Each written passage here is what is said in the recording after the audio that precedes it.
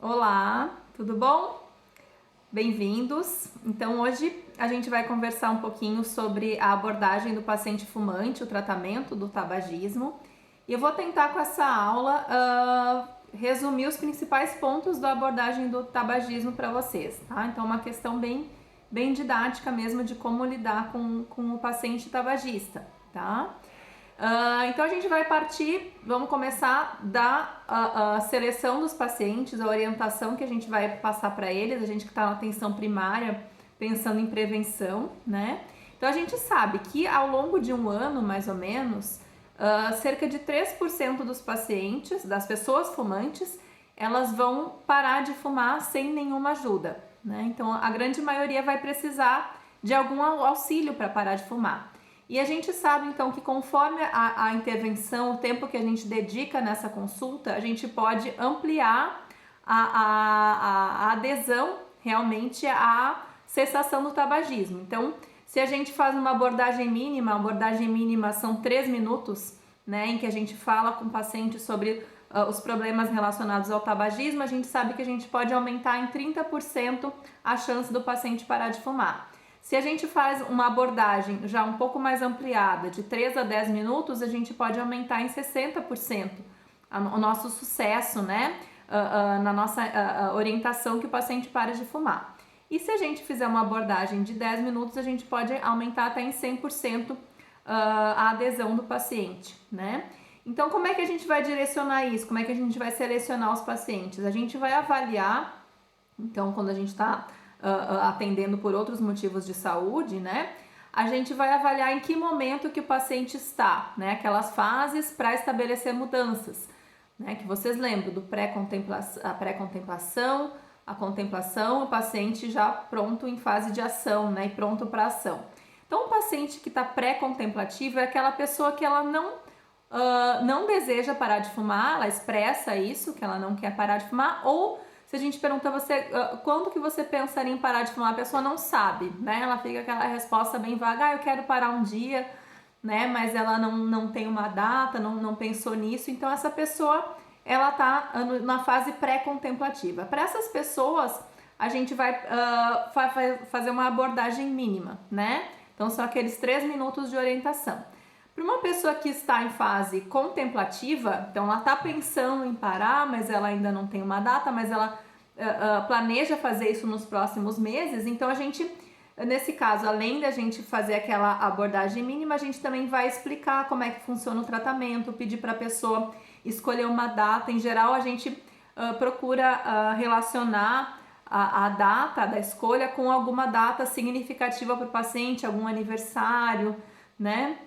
Então, para que ele possa escolher essa data e iniciar o tratamento. E o paciente que está pronto para ação, a gente já vai provavelmente já iniciar o tratamento, né? Ou já deixar uma data marcada próxima para começar o tratamento. Então, quando ele está pronto para ação, a gente já vai engajá-lo nesse tratamento, tá?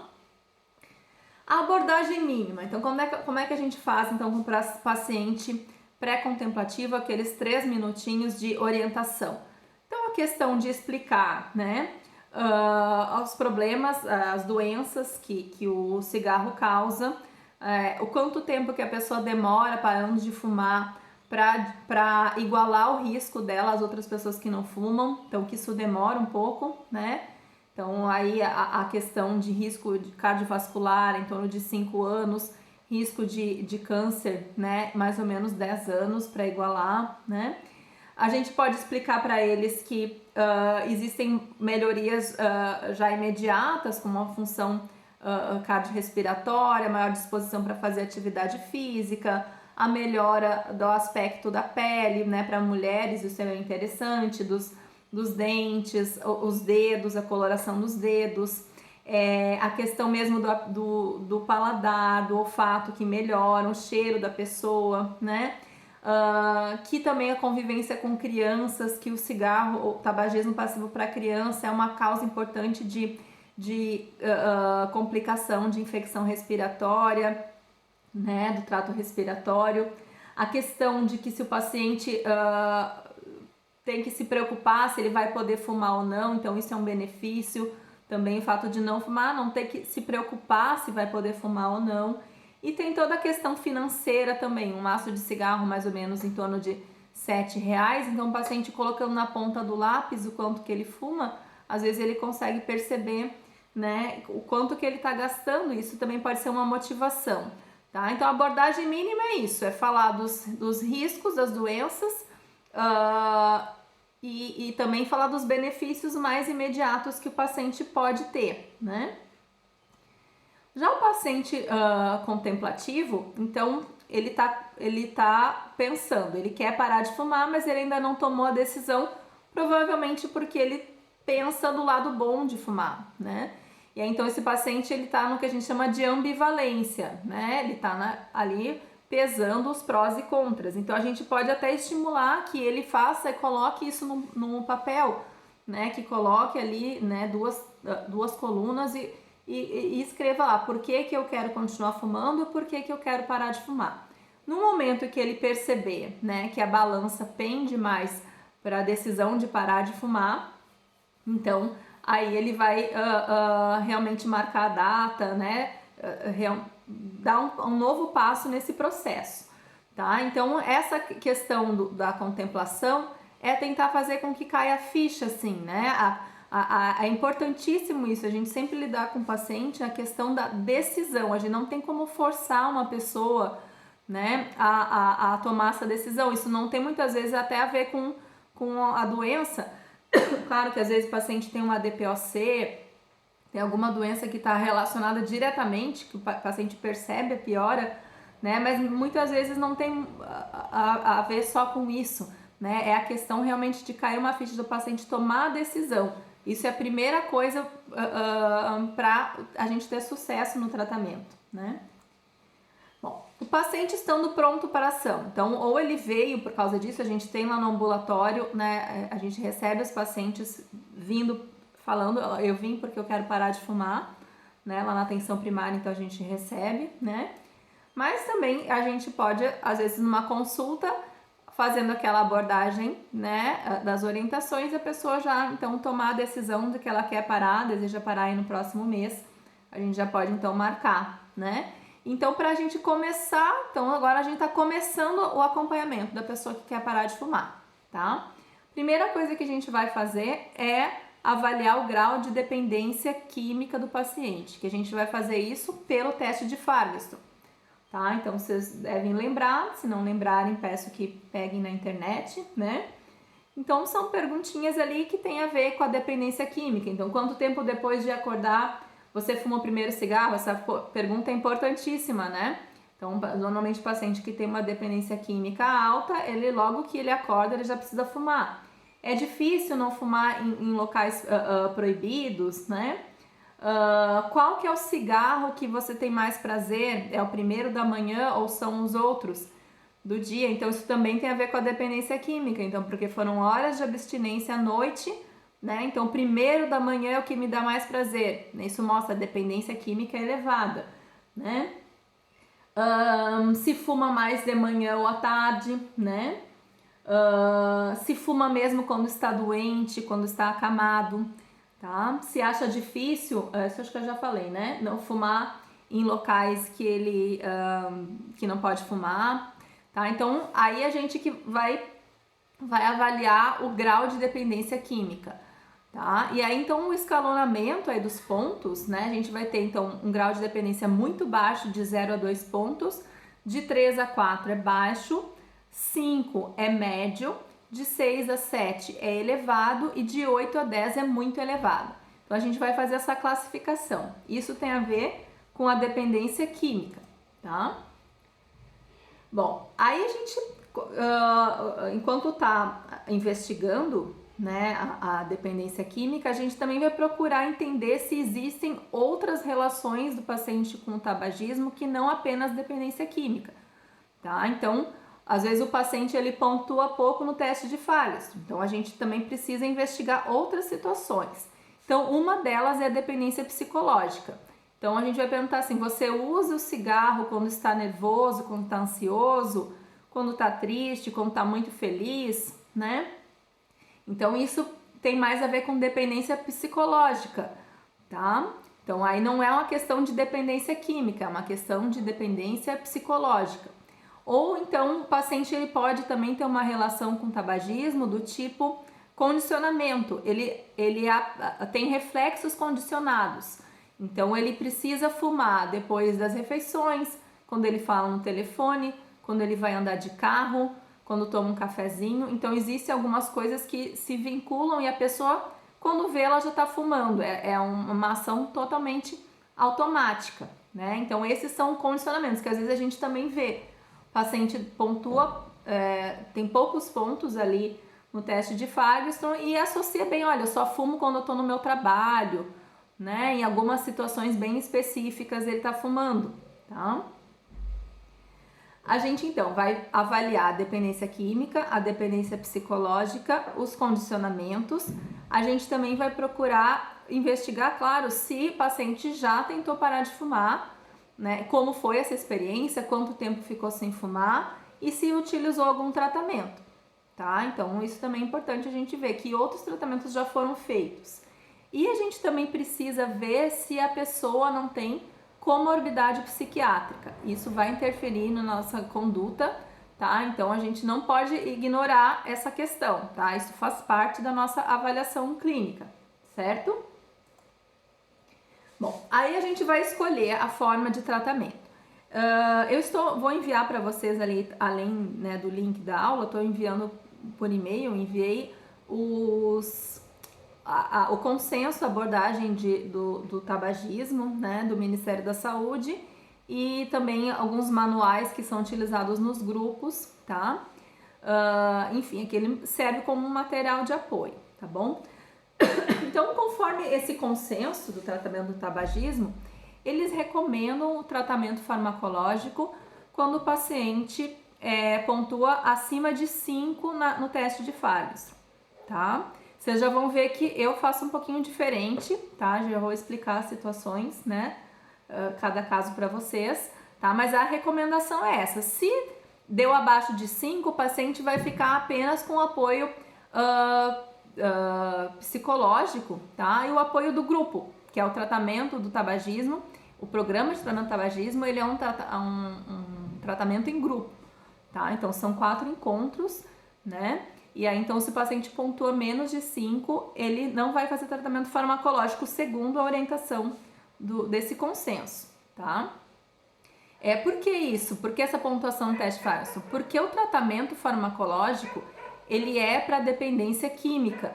Então, o tratamento farmacológico, ele não trata a dependência psicológica e nem os condicionamentos, tá? Então, ele é um tratamento direcionado para dependência química. É para fissura, para sintomas de abstinência, tá? Então, quando o paciente ele tem um teste Fagerström pontuando baixo, a gente já vai ficar um pouco com o pé atrás, né? Será que o tratamento farmacológico vai adiantar nesse caso?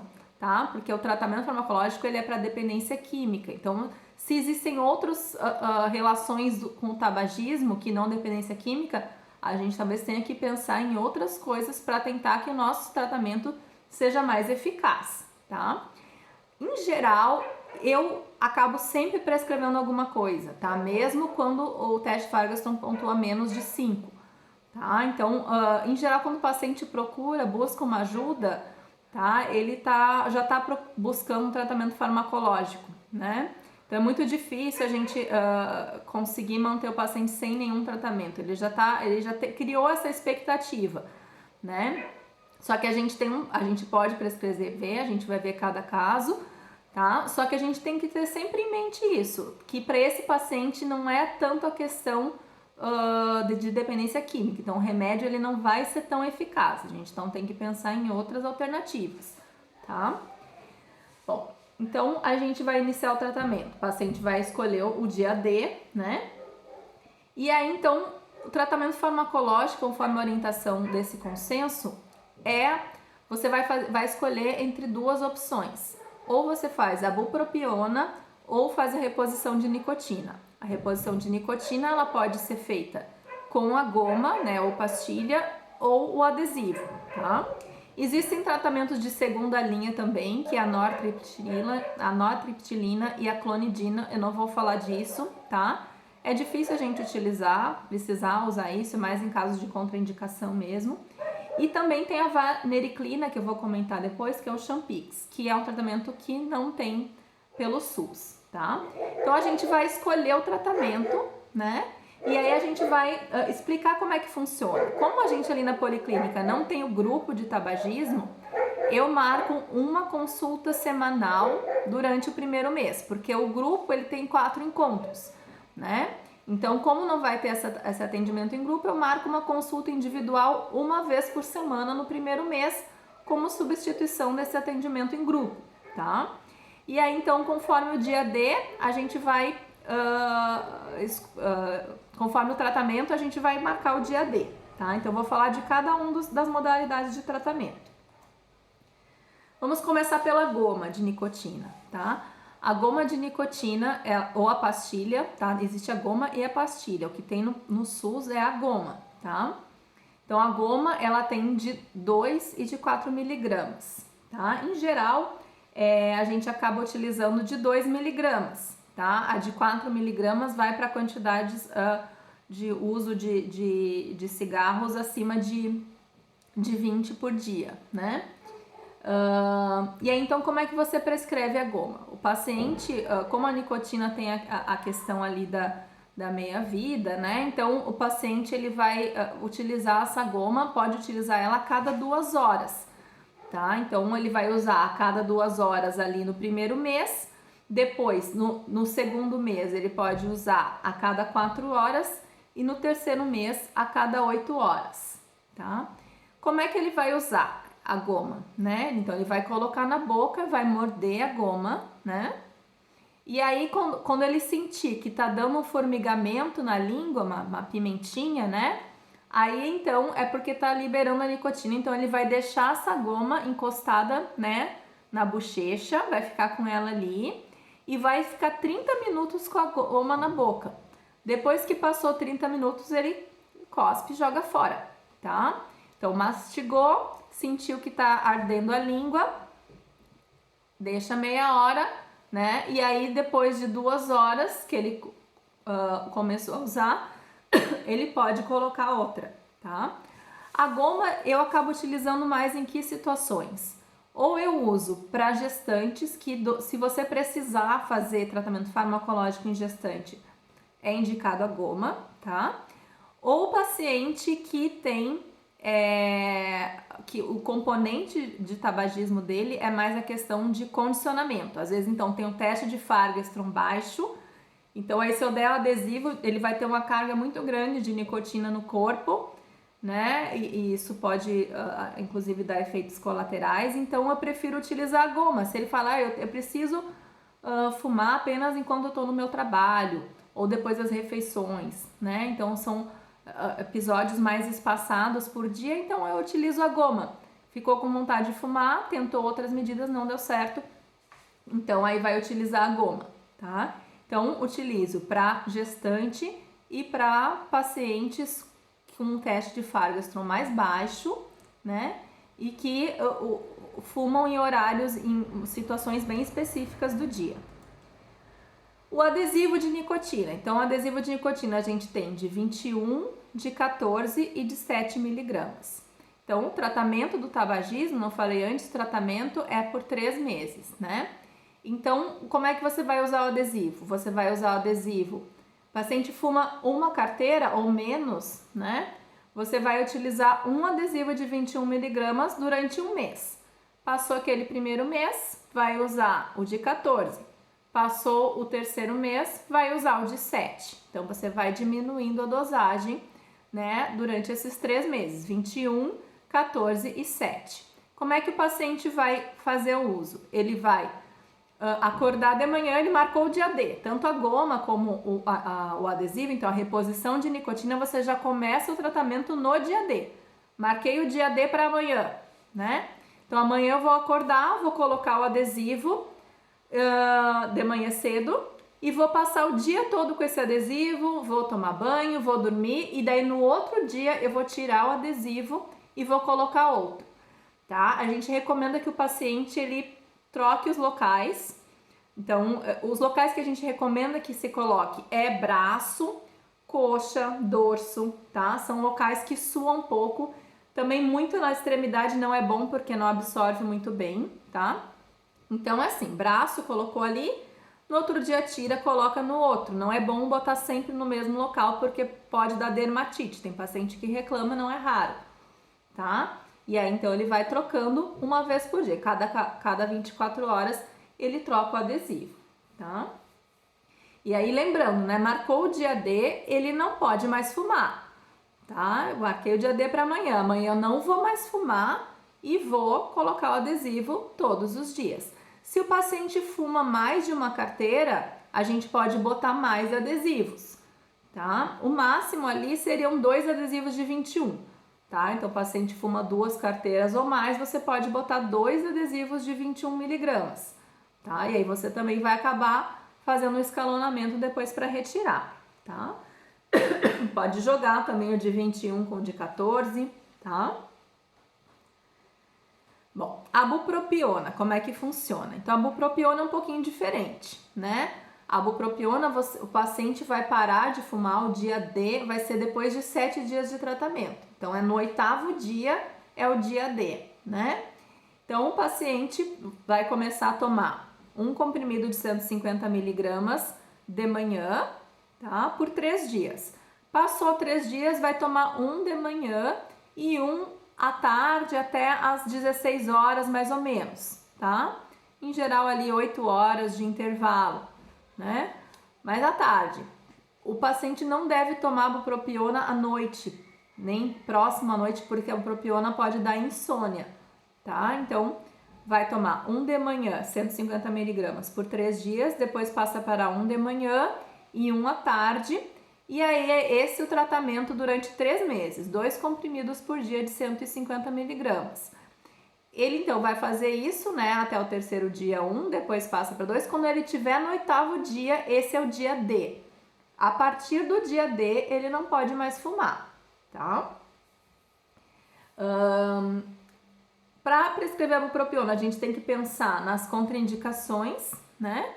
Então, existem as contraindicações absolutas, que são os pacientes com histórico de epilepsia, né? Então, esses pacientes a gente não deve utilizar a bupropiona, tá?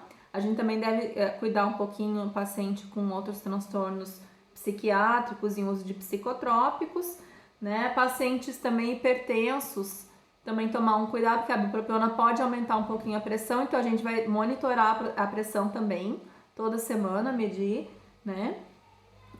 Não é uma contraindicação absoluta, mas a gente deve ter um certo cuidado, tá? O que vou escolher entre a bupropiona ou o adesivo? Acabei não falando, acho que eu não falei sobre isso, né? Mas quando você vai escolher o tratamento farmacológico, você vai iniciar com monoterapia. Você vai escolher ou bupropiona ou reposição de nicotina, tá? Então a gente não usa terapia combinada logo de cara. Fazer isso não vai nos acrescentar eficácia estatística, tá? Então a gente começa com monoterapia, escolhe uma dessas 2 linhas, né? E se a gente precisar associar, depois ao longo do acompanhamento a gente associa. Mas a gente sempre começa com um dos fármacos, nicotina ou bupropiona, tá? E aí como é que a gente vai fazer essa escolha então? É muito variável, tá? Uma das coisas é a gente ver se o paciente já utilizou algum desses fármacos previamente, às vezes ele já tem uma experiência boa com algum deles, ou uma experiência ruim, eu tentei o adesivo e não deu certo, tá? Aí você não vai insistir de novo com o adesivo, você vai passar ele para a bupropiona, tá? Então aí realmente é pesar as questões, se ele toma outros remédios, né? Enfim, se pode ter alguma interação, a comodidade para o paciente, tá? Não tenho assim, as 2 opções são primeira linha, tá? É bastante variável, então o que você vai acabar escolhendo, tá? Eu utilizo bastante os 2 no ambulatório, tá? Tanto bupropiona como a reposição de nicotina. Bom, a vanericlina, que é o Champix, a medicação extremamente eficaz, né? Acredito que das mais eficazes dessas todas, tá? Pelo que eu tenho visto, não utilizo muito porque é muito caro. O tratamento por mês, ele custa mais ou menos R$ 400. Lembrando que o tratamento tem que ser por 3 meses, embora assim, muitos pacientes tenham um sucesso já no primeiro mês e não voltam a fumar, né? Então é um agonista de receptor de nicotina. E é o mesmo sistema da bupropiona. Então você vai pedir para o paciente tomar ali uma dose um pouco menor, um comprimido de 0,5 durante 3 dias, depois passa para de 0,5 2 vezes ao dia, também de manhã e à tarde, e à noite, desculpa, Champix um de manhã e um à noite, e aí depois passa para um comprimido no 8º dia, né, um comprimido de manhã e um de noite de 1 miligrama, e isso vai até o final, 3 meses, tá? E o dia D também é no 8º dia. Essa questão do dia D, quando tá usando medicação via oral, é extremamente importante você frisar com o paciente que ele tem que escolher o dia D, tá? Porque o que acontece? Às vezes que a gente vê erros de prescrição. Eu quero parar de fumar. Daí vai lá, o médico prescreve a bupropiona, passa um tratamento para 30 dias e não explica. E a pessoa acha que ela vai começar a tomar a bupropiona e magicamente ela vai parar de querer fumar, tá? Não é muito raro acontecer isso. Até com Champix, às vezes a gente vê que acontece, que a pessoa fica realmente muito enjoada, ela não consegue fumar, tá? Mas com a bupropiona, não. Então a gente tem que orientar, que tem que marcar o dia D, tá? Não é simplesmente prescrever e dar a receita para 1 mês, para 2 meses e marcar o retorno, tá? Então o paciente tem que marcar o dia D. Como é que eu marco esse retorno? Então, como eu falei para vocês, é uma vez por semana, tá? E aí, então, a gente vai marcar um retorno 1 semana depois do dia D. Então, se é adesivo, né, eu marquei para amanhã, tá? Amanhã sexta-feira, então eu vou marcar o retorno para outra sexta-feira, vai estar 1 semana sem fumar. Quando é a bupropiona, a gente acaba marcando então 15 dias depois, né? Porque aí ele vai ter 1 semana que ele vai estar fumando ainda, né? E no 8º dia que ele vai começar vai ter marcado o dia D, e aí então a gente marca o retorno 1 semana depois de ter parado de fumar, tá? Então os nossos retornos começam assim, aqueles retornos semanais, 1 semana depois de ter parado de fumar. Então eu prescrevo para eles, né, e falo: olha, então nós vamos marcar 1 semana, você vai estar 1 semana sem fumar, né? Quando voltar aqui, e esses retornos é justamente para ver as dificuldades que apresentou na primeira semana, tá? Então, se houver alguma dificuldade que a gente precisa ajustar alguma coisa, a gente vai fazer nessa consulta. Então, a pessoa segura firme ali, né? 1 semana sem fumar, volta na consulta e a gente vai ajustando o que precisa, tá? Bom, paciente com comorbidade psiquiátrica, tá? Sempre recomendo lá no ambulatório, quando surgem casos, querem parar de fumar, que o paciente esteja compensado do seu problema psiquiátrico. Muito comum aparecer paciente tá lá, né, deprimido, cheio de problema psicossocial. Eu vim parar de fumar, né? E aí não tá bem compensado. A chance de dar errado é muito grande, tá? Em geral, muitos pacientes, psiquiátricos, eles começaram a fumar porque eles tinham problema psiquiátrico. E a nicotina funciona como um tratamento para eles, tá? Tem algumas doenças até que tem uma relação muito forte com o tabagismo, como a esquizofrenia. Então tem alguns casos que a gente até se pergunta, será que seria bom, ou paciente dependente químico também, né? Será que é bom para ele parar de fumar, né? Às vezes acaba descompensando do seu problema psiquiátrico, tá? Então, nesses casos, talvez seja o ideal fazer a parada do tabagismo com o psiquiatra, né? Ou se estão bem compensados, então a gente pode fazer na atenção primária mesmo, tá? Quando o paciente tem sintomas depressivos associados, ou a gente fecha um critério para depressão, uma depressão leve, né? A gente até pode usar a bupropiona, já pensando também nos sintomas psiquiátricos, que a bupropiona é um antidepressivo, né? E aí talvez para esse paciente a gente tenha que prolongar o tratamento para mais de 3 meses, né? Então, paciente psiquiátrico, compensar ele antes de começar, tá? Bom, aí você prescreveu a bupropiona, tá? A bupropiona, então ela vai ter uma semana ainda que a pessoa pode continuar fumando. Então ela pode fazer de duas maneiras, né, durante essa primeira semana, né? Ela pode fazer uma parada abrupta. No 8º dia eu não vou mais fumar, tá? A parada abrupta, sempre quando o paciente, mesmo quando não está usando nenhum fármaco, é o mais adequado, que é aquela decisão. Eu não vou mais fumar, a pessoa virou uma página, jogou o nosso cigarro fora, né? E não vou mais fumar. Às vezes, alguns pacientes a gente acaba fazendo uma redução de danos, né? Ou então, nessa semana que o paciente está querendo parar de fumar, a gente pode orientar, que alguns ficam inseguros, né? Aí vou chegar no dia D, eu não vou mais fumar, né? Como é que eu vou fazer isso de uma hora para outra? Então, a gente pode orientar uma redução gradual, né? A redução gradual, como é que o paciente vai fazer? Ou ele vai diminuindo a quantidade de cigarros até chegar no dia D, então você vai calcular mais ou menos o quanto que ele fuma durante uma semana, né? Vai diminuindo ali 2, 3 cigarros por dia até chegar no dia D, tá? Então ele pode diminuir a quantidade ou ele pode postergar o horário do primeiro cigarro da manhã. Então num dia ele fumou, se ele costuma fumar às 8 horas, então ele vai fumar o primeiro cigarro às 9, no outro dia às 10, às 11, né? Vai botando para mais tarde, tá? Eu explico para eles isso, né? Que eles podem fazer, mas eles também podem optar por parar, né? A parada abrupta no 8º dia.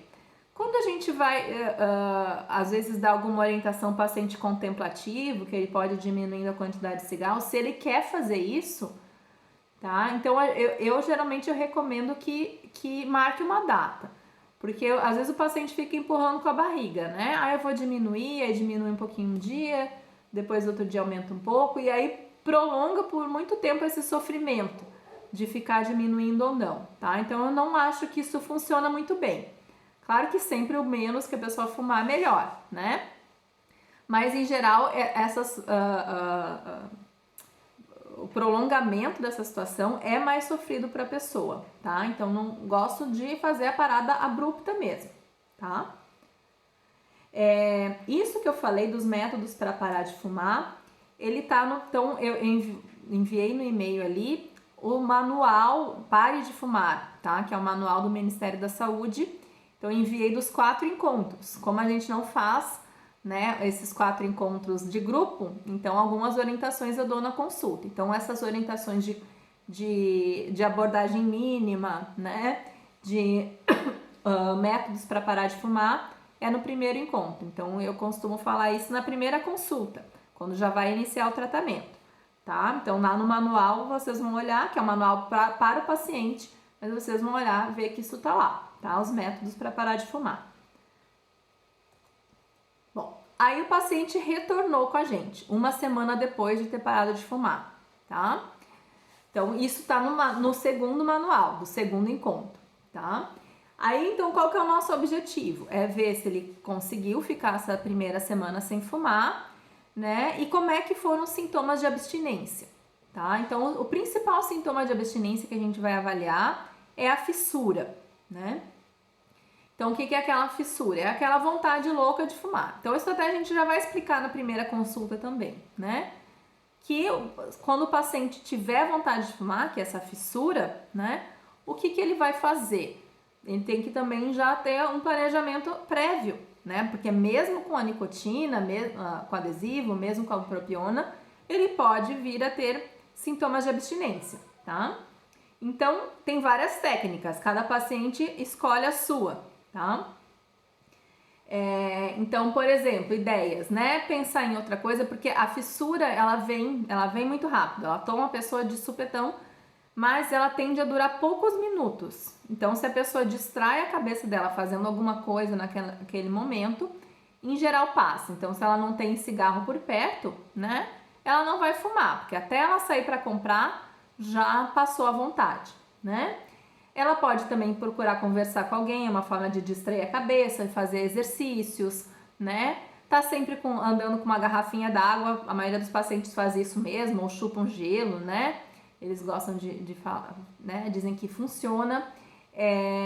Coisas também para estar mascando, né? Claro que balas a gente tem que cuidar com a questão do açúcar, então usar chiclete que seja zero, né? Que não tem açúcar, ou até mascar alguma coisa tipo um cravo, por exemplo, coisas que tem um gosto forte, uma balinha de gengibre, né? Então isso tem um sabor forte e é interessante para esses pacientes na hora da fissura.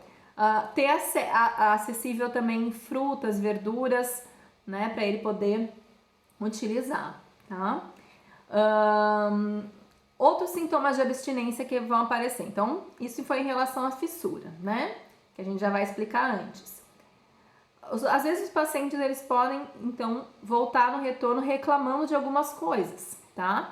Então, outros sintomas comuns de abstinência é a tontura. Agora eu parei de fumar, eu tô me sentindo tonto, tô tendo dor de cabeça, ou também tô sentindo as extremidades formigar, né? Isso em geral tem a ver com a vasodilatação, tá? Então a nicotina ela faz vasoconstrição, quando a pessoa para de fumar, ela acaba tendo uma vasodilatação, ela às vezes tem uma oxigenação maior, inclusive, né?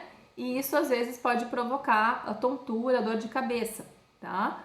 Então a gente tem que explicar para a pessoa, né, que isso é uma coisa boa, né? Embora esteja incomodando, é sinal de que a circulação dela está funcionando melhor.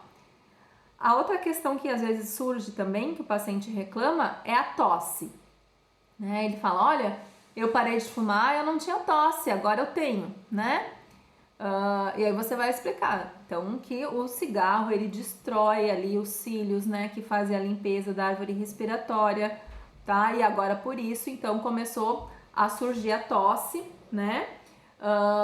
E então que a gente gosta de fazer essa analogia, está limpando a chaminé, né?